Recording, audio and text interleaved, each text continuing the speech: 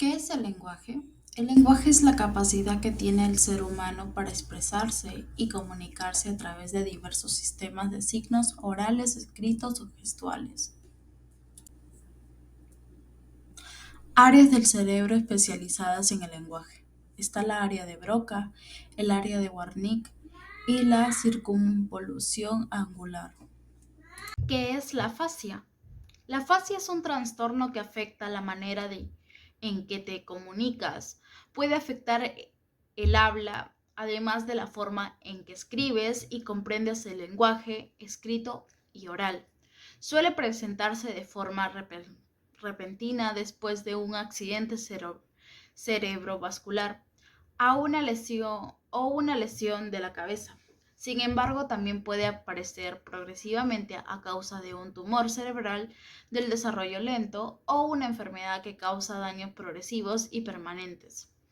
Eh, la gravedad de la afasia depende de varios factores, incluidas la causa y el alcance del daño cerebral. ¿Qué es el área de Wernicke? Es el área principal para la comprensión del lenguaje. Por tanto, es la región más importante de todo el cerebro para las funciones intelectuales superiores. ¿Qué es el área de Broca? Fue nombrada el centro de la articulación del habla. Se considera que es el responsable de controlar el movimiento de los músculos del aparato del habla y los movimientos relacionados de los labios, la lengua, la laringe y la faringe.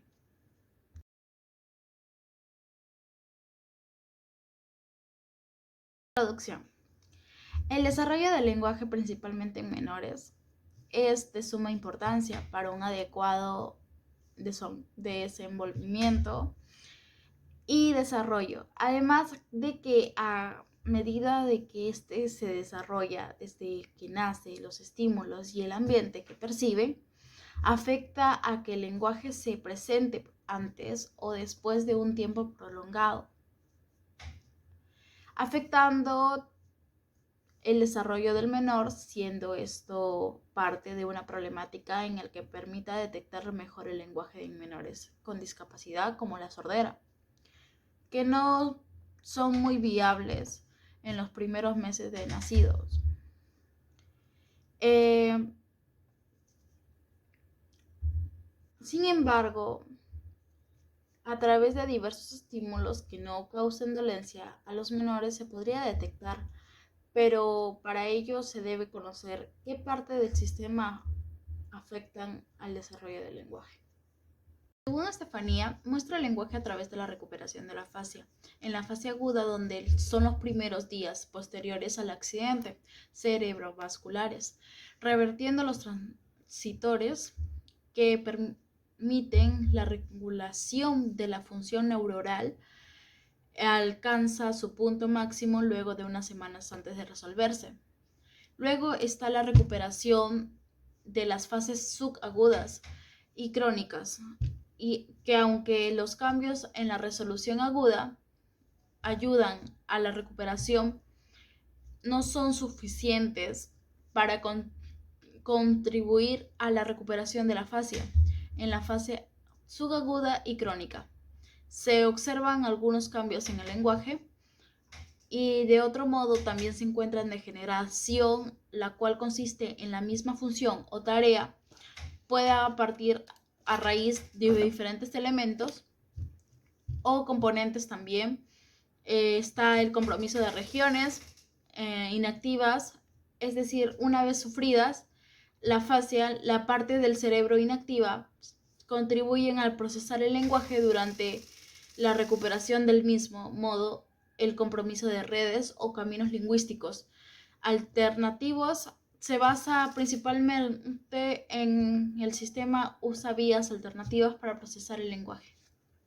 Según Margoliouth y Nurbaum, en el 2009, observa el lenguaje desde una perspectiva evolutiva, caracterizándose por una comunicación estructurada de patrones complejos y diversos significados, si no es ilimitados, las cuales son desarrolladas bajo limitaciones innatas al interactuarse con un entorno complejo, la historia del lenguaje no presenta registros de los comportamientos gestuales o vocales.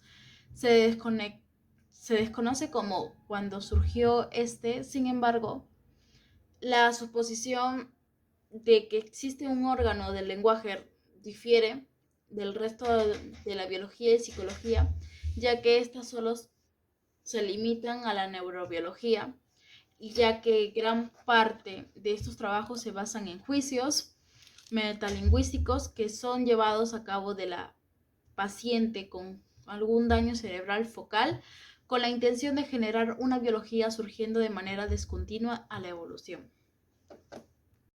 Pagulat y Helen en el 2010 es base a estudios y el uso de las resonancias magnéticas que se han evidenciado 3 subsistemas lingüísticos, en específico la fonología, el cual es el encargado del sistema de sonido del lenguaje. Luego está el subsistema semántico, es quien se encarga del significado de las palabras y vocabulario. Por último está la sintaxis. Encargado de la gramática, además demostró que las respuestas que da el cerebro al lenguaje en las edades tempranas predicen la competencia lingüística del futuro. El autor menciona que, según diversos estudios conductuales, los bebés en su primer año son más sensibles a los sonidos del habla, los cuales son determinantes para la lengua materna. Además, un aumento neural lingüístico a los 7 meses y medio proyecta una mejor competencia lingüística. Bueno, llegamos a las conclusiones de nuestro informe. Número 1. Según el primer autor, para poder conocer mejor la biología del lenguaje, observo en cómo se hace presente a través de la recuperación del paciente con afasia, analizando cómo se desarrollaba el lenguaje y qué partes influían en su mejoría. El punto a mayor resalte es el cómo otras partes que no tienen que ver directamente con el habla empiezan a interferir y realizar tareas que ayudan a la recuperación del lenguaje. Como punto número 2, por otro lado, un autor difiere de que para poder conocer la biología del lenguaje, la forma correcta no es a través de la recuperación del habla, ya que no está siguiendo el proceso evolutivo del mismo, permitiendo conocer el cómo se presenta desde que un bebé nace hasta desarrollar su lenguaje. Como punto número 3, desde una perspectiva diferente, centrándose en un rango de edad menor, el desarrollo del lenguaje puede verse afectado de forma positiva o negativa, dependiendo de los factores ambientales en los que éste se encuentre, ya que desde los 7.5 meses perciben mejor los diferentes estímulos, principalmente auditivos, permitiendo ser más selectivos con los que escuchan y mejorando esto el desarrollo de los diferentes subsistemas que interfieren en el lenguaje.